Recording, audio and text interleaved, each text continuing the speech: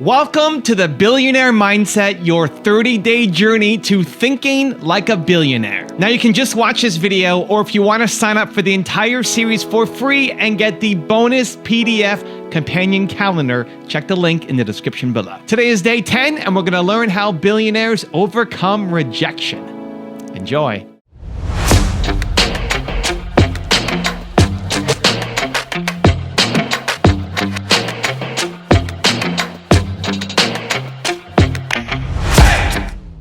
Even today, we still have a lot of people reject us. I think when I graduated from universities, and before I, for 3 years I tried to fill in the universities. So I applied jobs for 30 times, got rejected. I went for a police, they said, no, you're not good. I went to even the KFC, when KFC came to China, come to my city, 24 people went for the job. 23 people were accepted. I was the only one guy. And we went for police. 5 people, 4 of them accepted. I was the only guy that I received it. So to me, being turned down, rejected. Oh, by the way, I told you that I applied for Harvard for 10 times, rejected. I know I'll be rejected. I just don't want to say that. Yeah, sorry now. 10 times you wrote them and said, I'd like to come to Harvard. Yeah. And then I told myself, someday I should go teach there, maybe. Our first IPO year 2007, when Alibaba IPO'd in Hong Kong, year 2007, we had a lot of millionaires in the company. And I asked my colleagues, we have like 300 people become millionaires. And I asked them, hey, now tell me, you become millionaires because you are smarter than the others? The people said, no. We even cannot find jobs.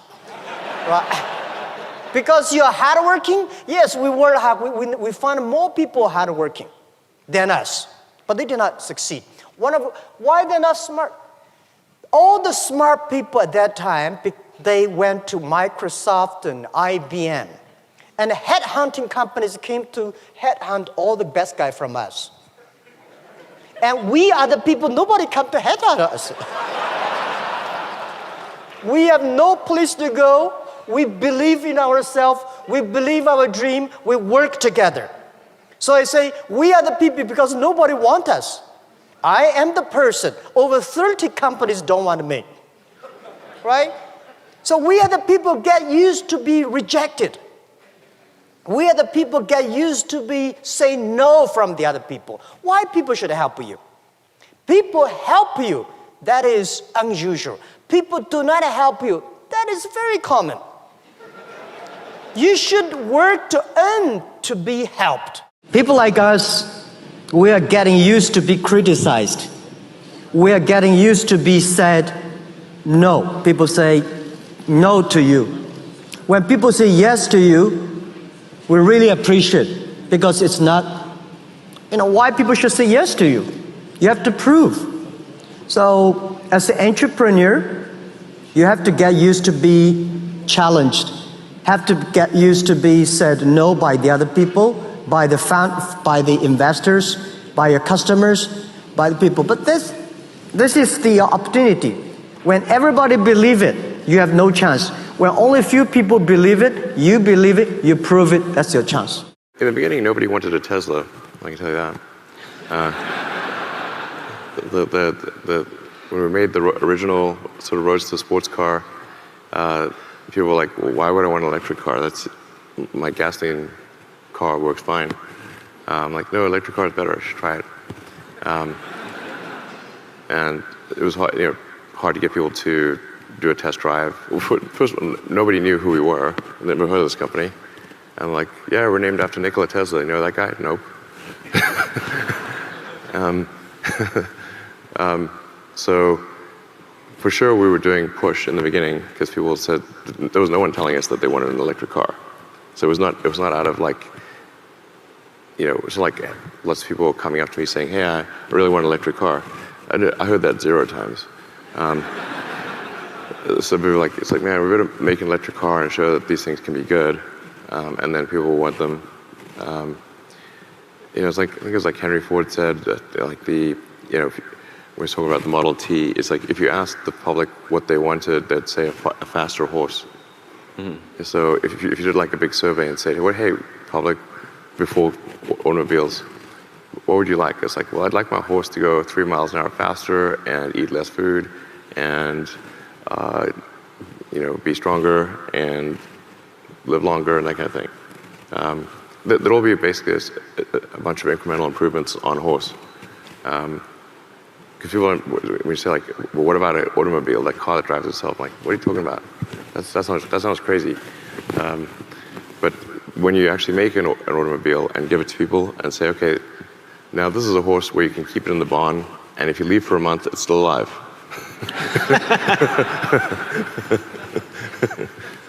Yeah. So carry more weight than a horse and go further and that kind of thing. So anyway, it's like when it's a radically new product, people don't know that they want it because it's just not in their scope. I think when they first started making TVs, they did a nationwide survey. I think this might have been like 46 or 48. It's like a famous nationwide survey. Will you ever buy a TV? And it was like 96% of respondents said no. Some crazy number. Like basically everyone's like, would you buy a TV? And maybe they put a price in there or something, I don't know.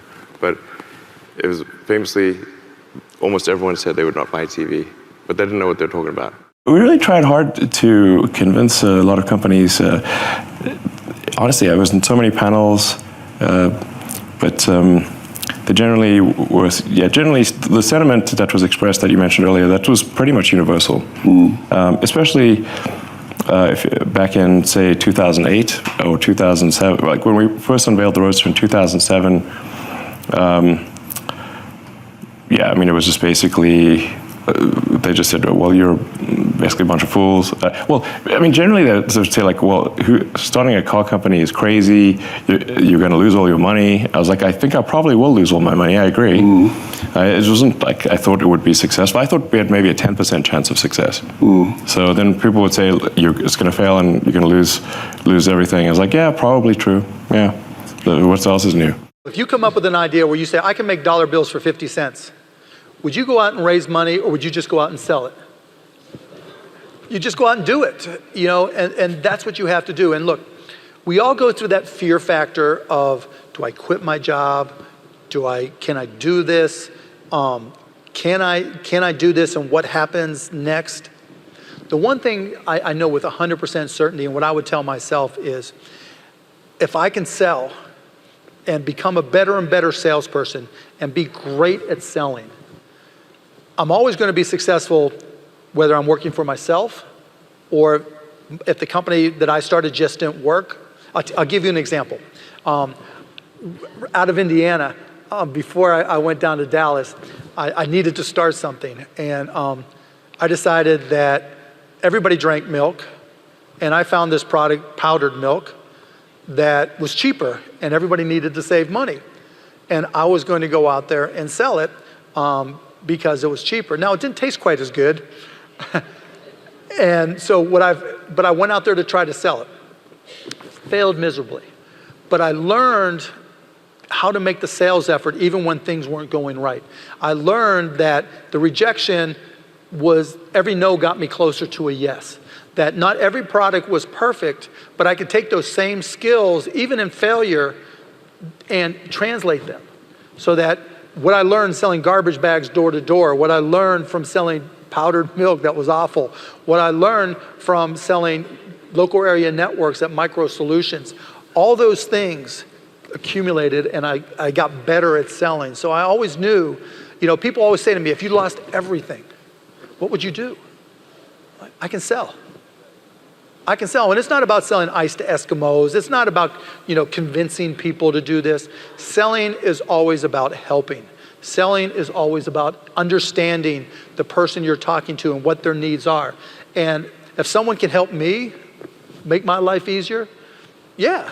People, now with employees, people always say, well, like, what's the definition of a great employee? Someone who can reduce the stress of those around them. And it's the same thing. What's the definition of a great salesperson? someone who can reduce the stress of their salespeople. And if in looking at your company and looking at your life and looking at your goals, if you're able to go out there and recognize that whether it works or doesn't work, you're putting yourself in a position where you're helping somebody, not convincing somebody, and you're reducing their stress, you're gonna be okay.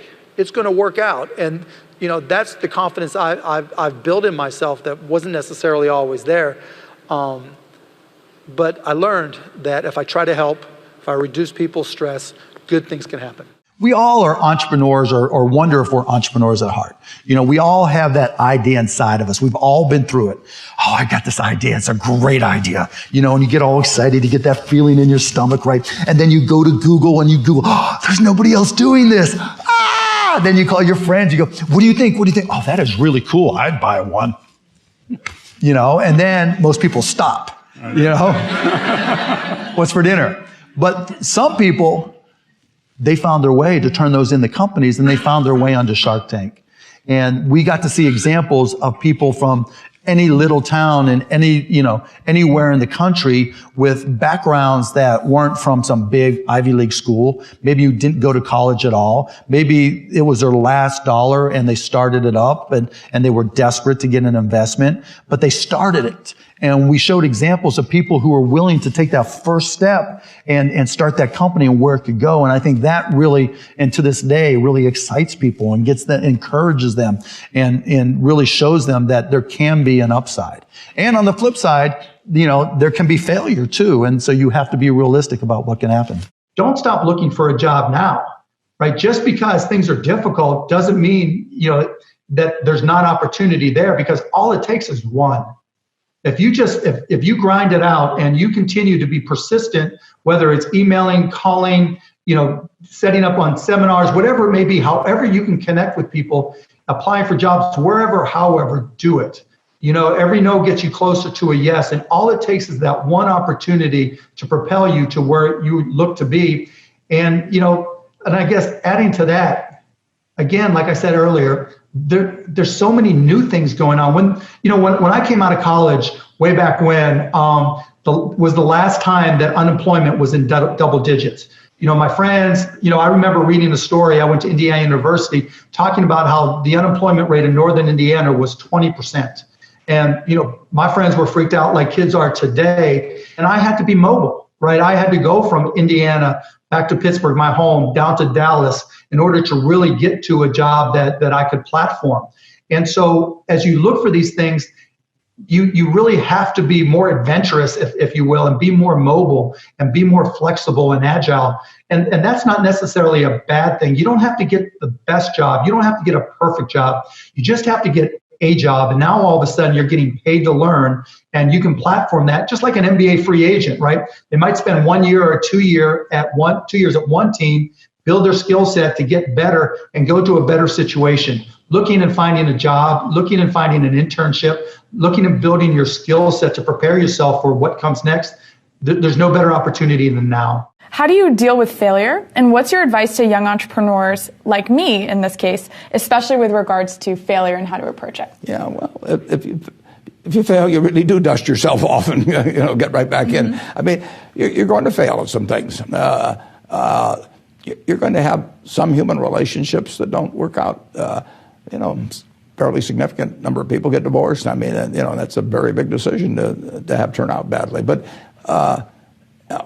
I think if you study almost everybody and read Kay's book, Personal History, and everybody fails at some things. I mean, particularly when you're younger. I mean, you do have less experience in evaluating humans and just knowing about whatever it may be, businesses.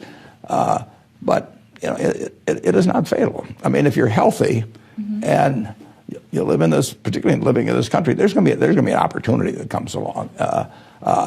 I got turned down for the Harvard Business School when I got out of the University of Nebraska. And I remember, I went to Chicago to get interviewed. This is when you traveled on the train, and so I spent 10 hours going there. And this fellow looked at me and about 10 minutes, he said, forget it, Bell. And, Wow. and now I got to go back on the train 10 hours and think, what am I going to tell my Think about dad? it. What am I going to tell my dad? I mean, my dad always told me I could do anything and everything. Now I've just gotten turned down.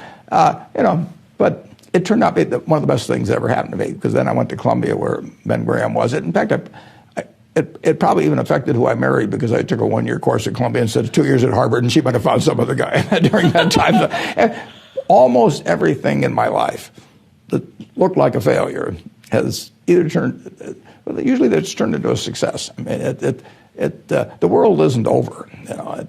If you have bad luck in health, that's tough. I mean, there's just no getting away. I've been lucky on that. But the other kind of things, if you're healthy and you're bright and you've got decades ahead of you, if something goes wrong, if you find yourself working for the wrong employer and they're doing things you don't approve of, or they're not treating you fairly, the world isn't over yet. You just go out and find somebody else.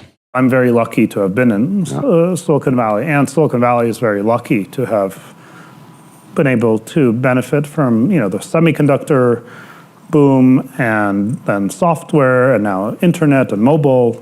I think there's a huge amount of luck there. But the luck also comes from taking many shots. So many failures. If I told you all the dumb things that I did, we'd have to have a much longer session.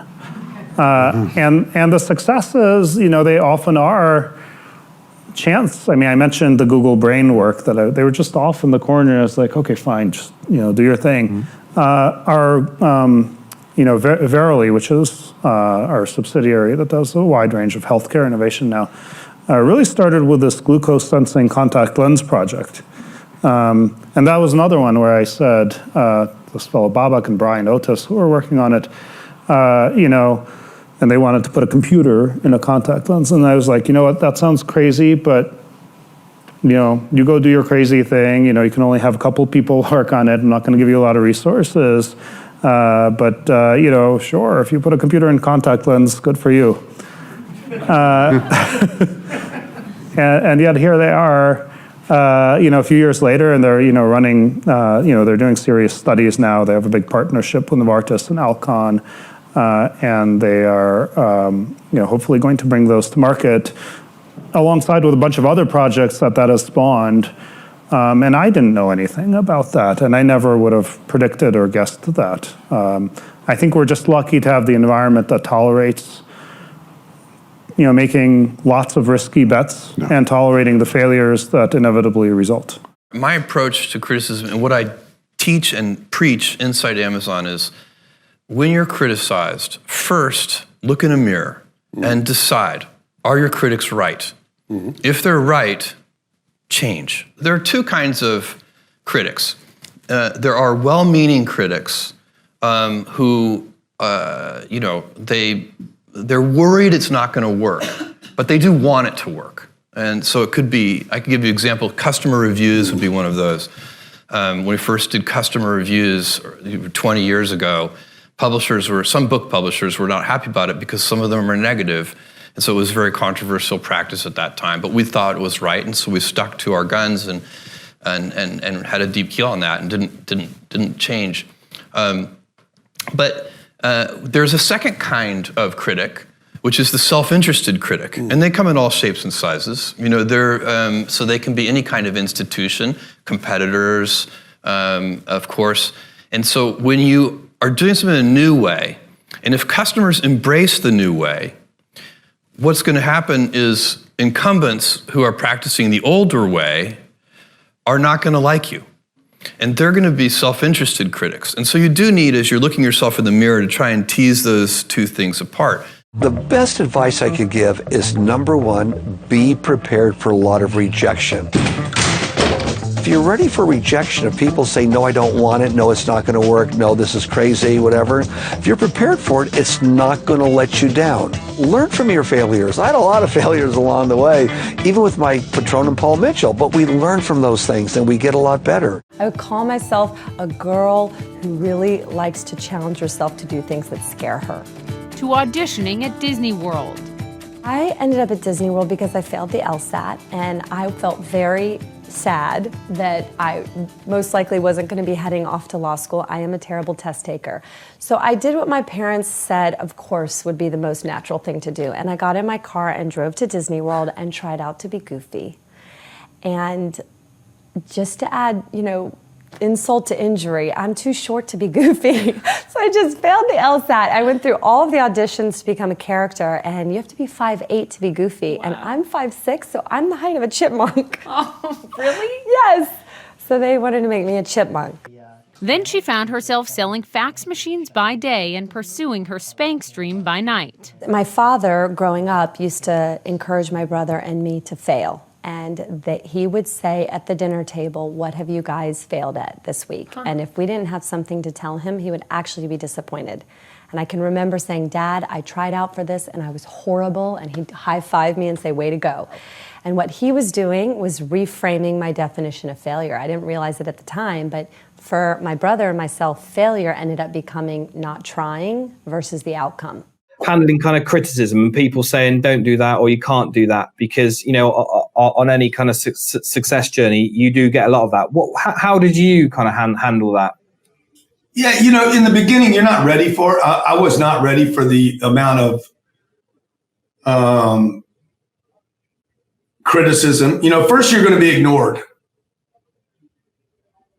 In the beginning you're just going to be ignored. Nobody's going to even pay attention to you. You could be Jesus. You could walk on water and they're going to ignore you. Nobody will even see. Hey, did you see that? Did you take a selfie? Did you get it on Instagram? If you didn't, it didn't happen. So it doesn't matter. Like, you could literally save the world, and if nobody saw it, they're going to ignore you in the beginning. Then they're going to reject you. Third thing they're going to do is they're going to criticize you and make fun of you. But if you stay with it, they're going to adopt it, okay? I mean, brilliant people are adopted at the end. If they just stay with it. The hate along the way is part of the game. For you to get past being ignored and then rejected, you will be hated on.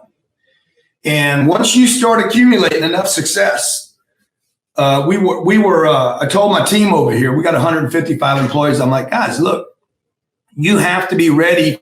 It's coming, the criticism, the stuff online. Don't even look at it. It's all garbage.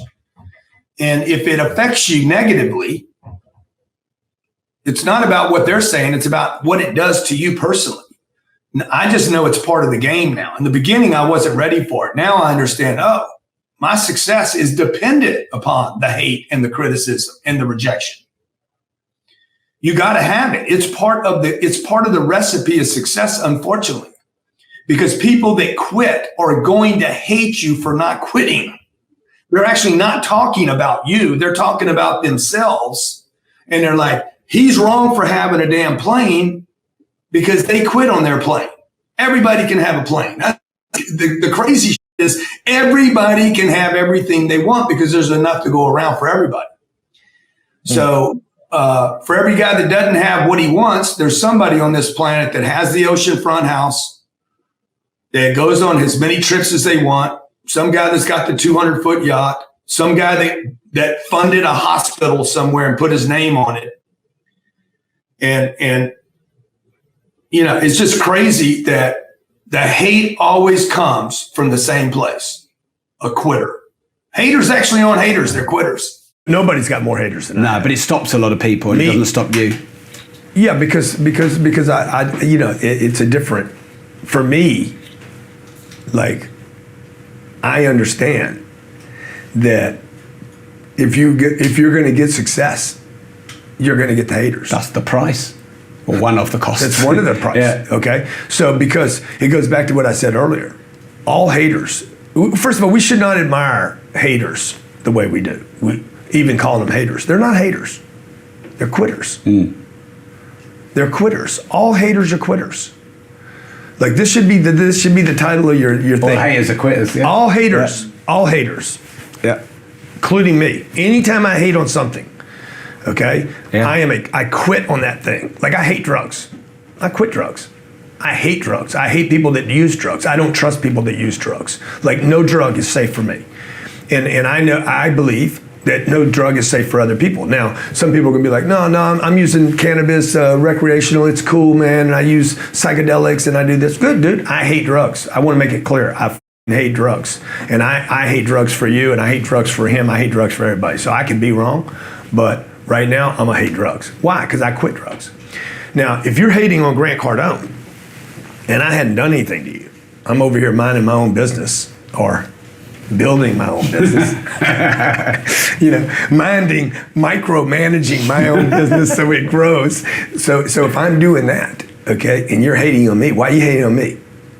He uses social media too much. These are every example I go over. It's because you don't use it enough. He works too much. It's because you don't work enough. He doesn't spend enough time with his kids. You don't even have kids. Like, I got people hating on me because I got my kids on my plane. Oh, you're going to ruin your kids. If I'm going to ruin my kids, I'm going to ruin them private. So what are you quitting on? It's very, very important for me. Like, when I hate on somebody, I need to understand, did I quit on something? Or am I legitimately hating on this person for a reason? Because I'm trying to make a statement publicly. And there are people I publicly hate on. And why do you do that? Because I want to make it clear that they should not be doing business with this person. They should not be admiring this person. They should not, like, as an opinion leader, I think I have some responsibility to tell people, you don't want to follow that. If you're going to follow him, don't follow me. Yeah. You can't follow both of us and think that you're going to get any place, which is a huge problem today with social media. You got to get some haters. You need haters. No school is going to teach you how to get a hater.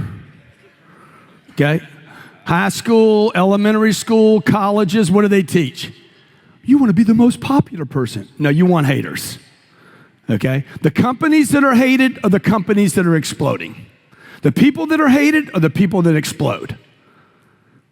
If I don't hate you, if nobody hates you, nobody knows you. So the reason I'll tweet, for instance, when we started, we had this that newsletter that I sent out, okay? We sent it out every week. We were hitting people once a month, and we started getting complaints. You send stuff out too much. My office came to me. We went to twice a month. They came to me. We have more people pulling off of the newsletter. Good. Double up again. Why? I want haters. Okay? So we started sending out one every week, and then I started a Twitter account. I actually had people write, Grant Cardone, social media people, Grant Cardone is an example of what not to do with social media. I said, freaking, just multiply. Just increase it, okay? We were doing like 4 tweets a day. Good, do 2 an hour. Why? Because I want my competition hating my guts. I want them talking about me. I mean, I don't really want people to hate me. You understand what I'm saying about? I want them so energized that they actually start pushing me. They start promoting me. Let me tell you, number one, they're coming for you. They're coming for you. They've been coming at me my whole life, my entire life. I've always been a dreamer. I've always had big ideas. I always thought, even as a little kid, I was going to do big things. I mean, there was no basis, no rationale to my dreams. You know, I've always had a big mouth, always had an opinion. So if you're like that, haters are coming. You know what I'm talking about, okay? They can be close to you. They can be far away. They can be in the neighborhood. They can be at the school. They can be at the bank. They can be at work. You could work for them or they can work for you, but they are coming, okay? If you dream big, if you talk big, when you start making any money, you start making any moves, write an article on LinkedIn, okay? Have an opinion about anything. Make a move and the haters will come out. Now, what I want to do is I want to tell you I handle them, okay? I've done a great job over my life of figuring out how to handle these people and making sure they don't stop me from making the moves I want to make for my family, for myself, and to make my dreams a reality. So, number one, you need to understand that the haters, okay? Dude, they're not even talking to you, okay? I see so many of you responding to them, taking the time to talk to them, trying to make sense of them. I remember a man told me once, he's like, Grant, how do you make sense of insanity? I said, I don't know, how do you do that? He's like, you don't. When you're talking to somebody that's insane, pal.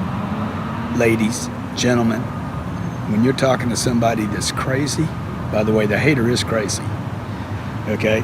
When you're talking to somebody that's crazy, insane, hating on you, You never try to make sense of it. Don't try to talk to them. Don't try to talk them out of it, okay? Number one. Number two, you got to understand that the hater is not talking to you.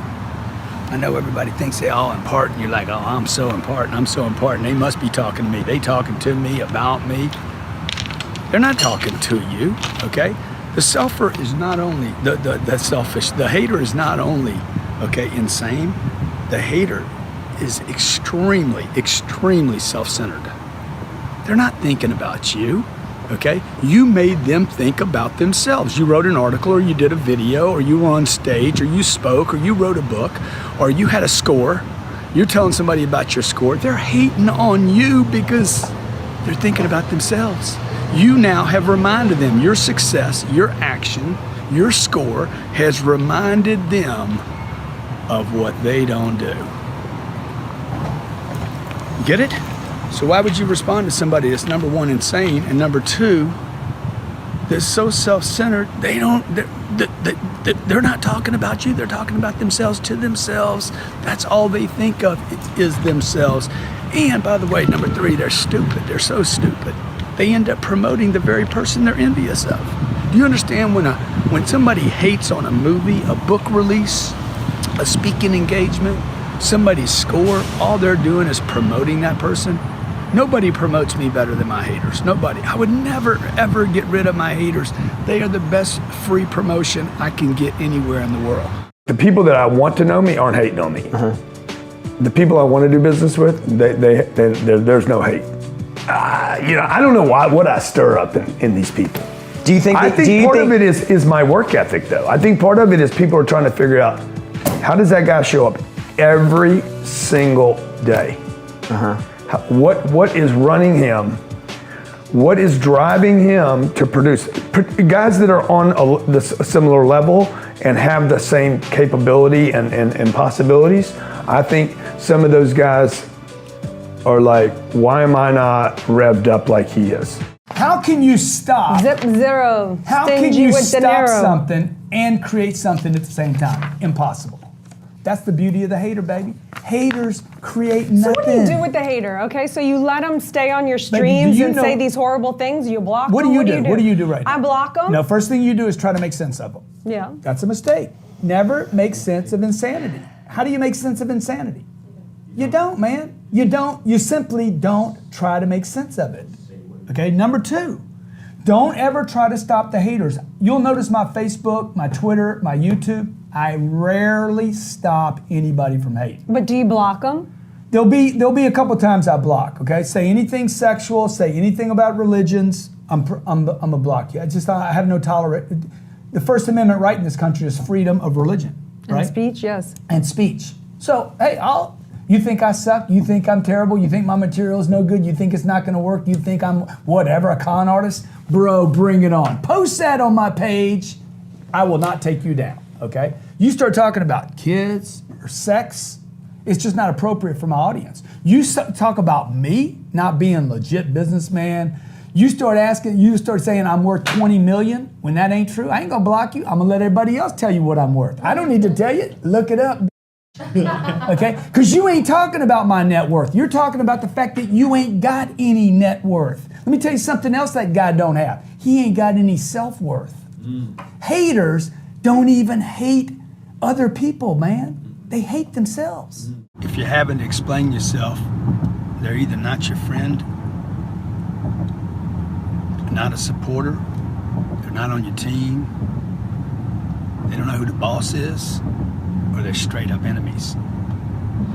What I'm telling you is you got to quit trying to explain yourself to people, okay? You shouldn't have to explain yourself. The people that love you, support you, are behind you, with you. I'm not talking about the people that sleep with you, the people you were born with, mommies, daddies, uncles, aunts, even wifeys and husbands. Dude, just because you live with them don't mean they believe in you, okay? They might not be on the page, you know what I'm saying? So look, check it out. If you got to explain it to them, they're not your friends, they're not your supporters, they're not behind you. And if you do have to explain it and they're your enemies, they're not gonna believe you anyway. So quit explaining yourself. Right? You gotta know. You got to know what's true for you. You got to know what's working. You got to know what you're going to do. If you're going to lead your team, if you're going to be the boss makes decisions. The boss writes checks.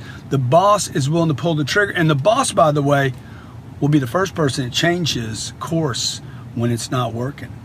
So look, I don't explain myself to anybody, okay? When I do, it's always, when I make the mistake, it's always to somebody that doesn't understand what I'm doing anyway, doesn't have any competency in the space, or is a straight up hating enemy trying to do me wrong. And those people, you can explain total truth to them, they still won't believe it because they can't make sense of it. The incompetent can't make sense of the truth, and your enemies, well, come on, keep it real. They just refuse to believe anything. So look, quit explaining yourself, right? Listen to it, man. It's deep. It's deep. Quit explaining yourself. Doesn't mean you're irresponsible. Doesn't mean you don't have an open mind. Doesn't mean you're not willing to be wrong. Doesn't mean you're not willing to change course. Quit explaining yourself, because the people that love you, support you, and behind you, they'll be like, dude, let's do it that way. Let's roll, let's roll, let's roll. And then you, as the boss, as a legit boss, will change course if it's not working. They crucified Jesus. Like, what are you worried about? Somebody disliked you, gave you a bad comment on YouTube, which does, the guy doesn't even have an avatar. Like, he doesn't even have his picture on there. Is it just... He's X41237 porn all the time. Yeah, I mean, that's his handle. A little bit of it, like, but I'm at 32,000 on LinkedIn, so it's not a huge amount. Well, yeah, but people on LinkedIn don't hate. They don't hate. They just don't comment. You get to YouTube and they're like, you're a fucking idiot, you know? LinkedIn's for losers. Yeah. X14 porn all night long. No avatar. Yeah. You know? Yeah. You got a picture of a cartoon character. Yeah. Because they always do. They're just cowards and quitters. Yeah. Yeah. So you got to get them because they generate a lot of activity. So how do I get more haters? You need to have a bigger opinion about stuff. Yeah. I'd say you need to get your opinion. I feel like I'm pushing it already, but I need to push it more. Yeah, you know, dude, I mean, I can show you some tricks for getting haters. Like, I know how to get them. So do you think... Do interviews with people that you disagree with. You know, Don't just collaborate with like-minded. People you like, yeah. Makes sense. Do some stuff with people you're like, dude, that's just stupid. Yeah.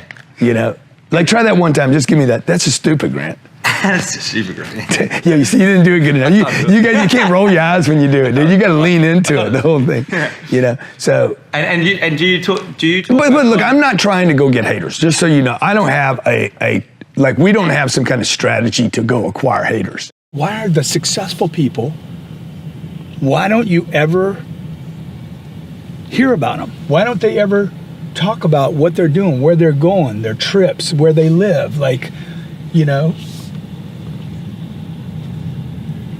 they hide. They get successful and then they hide. And the reason why is because they start getting people hating on them and hating on success and resenting them and envious of them. And they finally say, you know what, I'm just going to pull the curtains and nobody's going to see how I live my life, how I got where I'm at, what I'm doing, you know, how I'm operating, how much money I give away to charity. You don't end up knowing anything except, oh man, that guy, he's off on a boating trip, you know? I mean, literally the family unit, the only time they share anything is when it's at Easter or Thanksgiving, the family. I mean, it becomes a really closed, almost a closed society, like a secret thing, how they became successful. So you don't get to nobody gets to learn anything from these super, uber successful guys, because they start pulling the curtains in front of them to protect themselves and their family. And as risky as it is, because I know people are going to be like, oh, the guy's driving in his Rolls and he's showing his car off and he's on his plane and showing it off and he's, you know, shooting video in his apartment showing that off. Okay, well, you could think that I'm showing it off. Some people will think that. And me and my wife know that that's going to happen. But that's not our intention, okay? Other people are like, I'm inspired. And that's really the goal, you know, is not to pull the curtains closed and not to hide, but to some kid maybe 10 or 12 years old, you know, doesn't have a dad, like I didn't have a dad, or maybe his dad's gone, or maybe who knows where he is, man? He could be in a foster home. He could be, maybe he's in a family where the dad and the mom are there, but they're working their ass off so hard, the kids really still fatherless. And so maybe he sees this video on YouTube and says, wow, man, you know? Dude, who doesn't want to have nice things? Come on. Who doesn't want to have nice things? And by the way, who would think nice things are a bad thing? Like, what happened to us that we're like, we don't want nice things, and we think nice things are out of reach, or we think nice things aren't necessary, or that car's too much, or that's too much, you know, or, you know, like some people be like, what, man, 400 grand for a car, why don't you just give that money to charity? Hey, why don't I do this? Why don't I do both? Now I've got some special bonus clips that I think you're gonna enjoy, but before that, it's time for the Billionaire Mindset question of the day. I wanna know, what was your single biggest takeaway from this video and your plan of action for the next week? Also, if you've already got your Billionaire Mindset Companion PDF calendar, get ready for another amazing video tomorrow. Or if you don't have it yet, you can get it for free in the first line of the description below. And if you're enjoying this Billionaire Mindset series, give me a hashtag Billionaire Mindset in the comments below so I can celebrate you. Rejection leads to success. All you have to do is look at the people that you look up to. Look at the people that I've profiled on my YouTube channels, and what you'll find is rejection after rejection after rejection. So rejection leads to success. You know this. Intellectually, you already know this. But when you get into the situation where you have to face rejection, then your emotions take over. Your fears take over, and you don't do the thing that you might get rejected for, even though you know logically, because in that moment, your emotions, your fear are greater than your logic. I had a life-changing fear of rejection situation happen to me in Paris when I was 18 years old. And I was there when I was on a street outside the Notre Dame Cathedral, and I had a map in front of me, and this cute girl comes up to me and she asks me for directions, and I wanted to ask her out, and I was too afraid, I was too embarrassed, I was too ashamed, I was too worried that I might get rejected. In my head, the only thing I could think of was, I want to ask her out, and she might reject me. She might say no. And so what did I do? Nothing. Now, if I had logically stood to the side, press time out, pause the situation, say, Evan, logically, what makes sense? Logically, she might say no, and you're okay. You'll move on with the rest of your day. Logically, she might say yes. Why is she coming up to you asking for directions? Why is she asking for directions when she already speaks perfect French and she seems like a local, right? Logically, that's what makes the most sense. Logically, I should have summoned the courage to go off and do it. But in the moment, your emotions take over. Your fear takes over. That idea that you might get rejected takes over. And so what did I do? Nothing. I let her walk away. And ever since that day, I reminded myself that I would rather know and fail than not know. And I use that painful moment to, whenever I am thinking about doing something I'm afraid of rejection for, afraid of it not working out, then I have to do it. That moment is what led me to become an entrepreneur. Because a year later, when I had the chance to have my dream job and make $100K a year, travel around the world, or be an entrepreneur, own 30% of a business and make $300 a month, I had that picture in my head where I was thinking, I can't let this happen again. I don't want to live with regret. I would rather know and fail than not know. And that gave me the courage to keep going. So I know you guys know this. I know you know it intellectually. I know every success story that you read is motivating and is inspiring to you, and you see all the rejections. But then when you get faced with it, when you're face to face with that fear, you tend to play small. You tend to do the thing that you're not proud of, and then you tend to live with regret. So how do you get rid of it? How do you get through that tough situation, that fear of rejection, and not let your emotions take over? I'm gonna give you a 3-step strategy that will help. Step number 1 is create a stronger negative emotion. So people say be fearless. I don't think you can. I think if you're living a great life, you should be constantly doing things that you're afraid of. Right? If you have no fear, then it means you're doing something that is normal, that is inside your comfort zone. You're photocopying your life over and over and over again. So it's not be fearless. It's when you are afraid of something, at least for me, create a stronger negative emotion, which is regret. So here's what I would do. The next time you're in that moment, you're afraid to do something, right? Fear of rejection is creeping up. Imagine yourself as a 95-year-old. You're in an old age home, you're sitting on your rocking chair, and life is almost over for you. And you think about the past X number of years, decades, between where you are now and where you are 95. And this moment right now was the thing that would change your life for the better forever. And because you were too afraid, you spend your entire life regretting not doing it. Because you very rarely regret the things that you do. It's the things not done that you regret. And so you've just spent the past X number of decades in regret, hating your life because you didn't do the thing. And at least for me, that creates enough pain that I have to do the thing. And so you create a stronger negative emotion. You don't overcome emotions with logic in the moment when you're very emotional. You overcome emotion with a stronger emotion. And the easier way to do it is to go negative. And so the pain that you're about to face is very real. I just create a much bigger pain, so it forces me to action. Just like if you have a hangnail, it hurts, but if you punch yourself in the arm or somebody hits you, you don't feel this anymore because this hurts too much. So create that pain of regret, a future regret that if you don't do this thing, you're gonna hate your life forever. And so now you're able to do that small thing, that small scary thing, and face possible rejection. Strategy number 2 is create a stronger positive emotion. So instead of going negative, you go positive. Now I love going positive, but I find the negative actually works better in these acute situations. But net, I want to be positive. So the positive solution is, I want to be a hero. You want to be a hero. You want to be strong. You tell yourself that you're strong for doing these things, that you're a hero for doing these things, that you're getting stronger, that you're building muscle, that you do scary things, that you're afraid of rejection. That's not a good enough reason. That you do scary things because you are a hero, because you're on a mission, because you're going to change the world, because you're going to have a huge impact. And that means you have to do it. So it's not trying to fight it logically, because logic won't work. Again, logic doesn't work against an emotional situation. You need stronger emotion to combat the emotion. So just saying, well, they probably won't reject me, or what's the worst that's going to happen, is not as powerful as, I am a hero. I do difficult things. I face rejection. I risk things not working out. I risk humiliation. And I get through it because I am a hero. So step 1 is go negative, step 2 is go positive. And then step 3 is expect to suck and tie your self-worth to the effort. One of the big problems people have is you tie your self-worth to the outcome. That if you don't get a yes, then you suck as a human. You expect to be great, and then when you're not great, you hate yourself, right? And then you expect to win. And when you don't win, you hate yourself. This is why people don't have self-confidence, self-respect, self-love. Because they tie their self-worth to the result. Where you want to do the opposite. You're going to go do this thing that you've never done before, and you're going to suck at it like everything else you've done that you've never done before.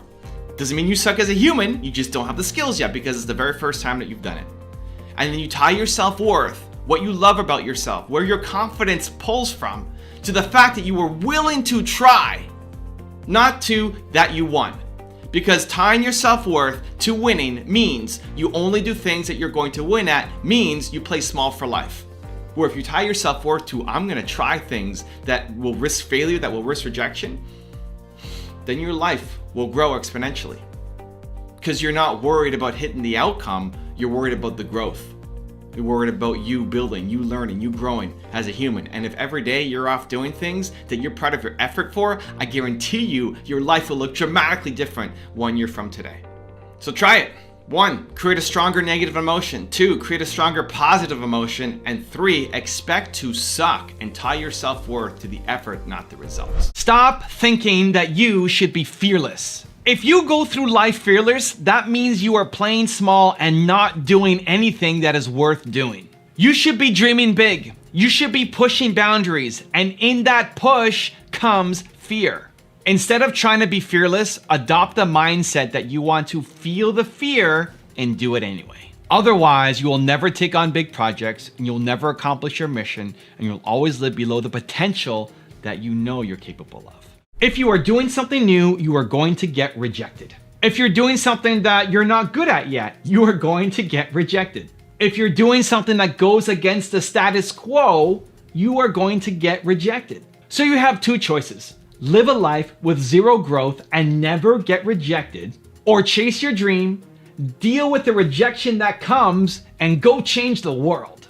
I have rejection all the time in my life, from little rejections of making videos that don't pop to bigger rejections of projects that I care deeply about that just don't fly and people don't accept at the beginning.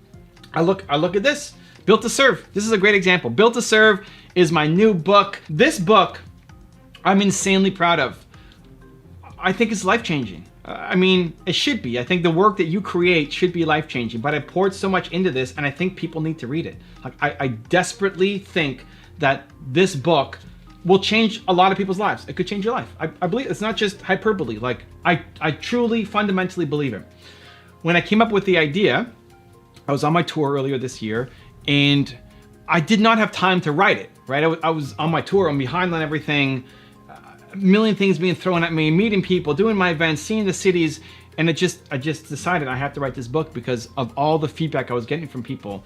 It was all the one-on-ones I was doing with people. The same questions kept coming up. How do I find my purpose? How do I know who I am? How do I turn into a business? And so that's the point of the book, figuring out what your purpose is and how to use that to then serve the world, right? It's called Built to Serve. And make it into a business so you can make money doing it and build a team and go off and live your mission. When I first pitched my publisher on it, they didn't want it. They didn't want my book, right? So Your One Word is down here. That's with Penguin Random House, and Penguin passed. So they had my first deal with Penguin Random House. Typically how they'll do deals, especially with first-time authors, is you get a deal and then they have the right of first refusal on your next book. So as soon as I get my next book, they get the right to look at it first before I give it to anybody else, right? And so that's why I signed. So like, okay, here we go. Let's go. It's a perfect fit. I mean, it follows really nicely with Your One Word. Let's go, right? And they said, no, we're going to pass. I'm like, what? How do you pass? This is better than Your One Word. I mean, I love Your One Word. It's great. But this is the whole thing. How do you pass on this? It's just... And we had to wait because it's 30 days and all these, anyway, legal stuff. So then we started looking at other companies. We started looking at other publishing houses. And there were other ones that seemed to line up really well with the content that they had, the author lineup that they had. And almost everybody except the last one, right, said no. And I mean, like, I got a big YouTube channel. We have momentum. We already have our first book. We're like, why? And all sorts of different reasons, you know, just not doing personal development books anymore, not whatever. Nobody came out and said like, we hate you, Evan. So maybe, hopefully that's not the reason. And then we found one that picked it up. It's like, okay, let's go. And if that one didn't pick it up, then we would have kept looking for more publishers, or I would have just made it myself. Just self-publish it, put it out, right? What do you do when the people around you don't accept what you have, when you want to take something in a new direction? I could have done something else. I could have done something easier. If I just did a book about Jack Ma, right, and his rules for success, that would be easier to pick up than this, which I talk about on the channel, but it's not the main thesis of the channel. But that's what I want to make, and that's what I'm going to make. Whether it's I get a publisher or we're going to, you know, create it myself, it's going to be birthed into existence because I decided so. And just taking that mindset and approach, you have to.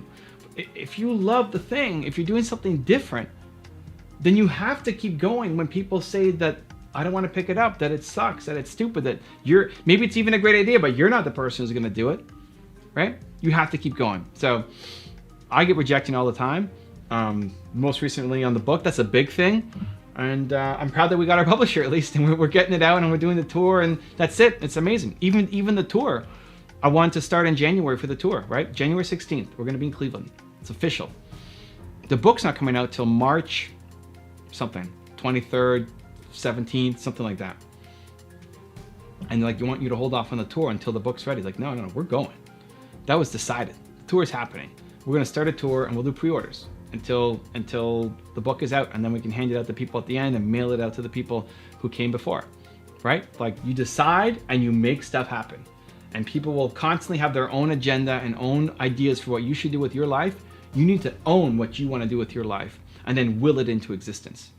So how do you do it? I'm going to give you a 3-step process that I think will help. Step number 1 is tie your self-worth to the effort, not the outcome. This is one of the biggest things that holds entrepreneurs back. You tie your self-worth to the result, to the outcome. You're great because a publisher says yes, right? If that's how I tied my self-worth. I'm only good if I get 1 million subscribers. I'm only good if a publisher says yes. No. I'm awesome. I wrote an amazing book. This book is fire. It's life-changing for people. And Evan Carmichael is awesome for writing it, whether a publisher loves it or not, right? Because if you take that mindset, right? Substitute your name and your project in that sentence. You take that mindset and you start to apply it, and you believe you're awesome for the work that you're creating, that allows you the strength, the fortitude, the persistence to keep going. Right? It doesn't mean never listen to feedback. If a publisher said like, tweak it like this and tweak it like that and maybe we could do a deal, you listen to it, you're open. You have to match what you love with what the demand is. But if you felt like you're insanely proud of your effort for everything you create, you will go off and create amazing things. If you constantly tie your self-worth to whether somebody likes it or not, you're gonna lose for life. Because you're tying your self-worth to people who have a lower standard than you. It doesn't make sense. You're never going to win. You want to be creative, disruptive, a game-changing, badass, world-changing entrepreneur. Like, you have to bet on yourself, on your ideas when people think you're crazy. I look at the thumbnails that I've done on my YouTube channel. I split test maybe more than anybody on YouTube. We've done almost 1,500 different split tests on titles and thumbnails. And every time I go through it, every time I finish a round of another 10 different variations, new ideas, right? I'm always trying to beat my best. I feel amazing. Like, man, I just made this. I love it. I think this is gonna be the thing. I always think it's gonna win. I don't make something that I think is gonna lose. I think it's gonna win, but most of the time it loses. Most of the time it loses. And when it loses, like, crap, right? Now what? Just go back to what we're doing? That's not acceptable. We gotta keep going, keep building. But I feel great that I tried. I'm still proud of the effort, even though all of the things I created for those sample thumbnails, they're all in the garbage. I must have thousands of thumbnails that didn't even get to testing, that I'm still proud that I made, that just never saw the light of day. So being proud of your effort. Like, what are you doing right now that you're proud of your effort on? Whether you win the race or not, you tried your hardest. Because if every day you wake up and you try your hardest, you're gonna win way more races than you thought possible. But if all you're focused on is winning that one race, and you lose, and then you quit and give up, you're losing on life. Tie your self-worth to the effort, not the outcome. Step number 2 is find another way. There's always another way, right? There's always another way. This is the entrepreneur mindset. It's not about the resources, it's about how resourceful you are, right? There's always another way. What's the other way?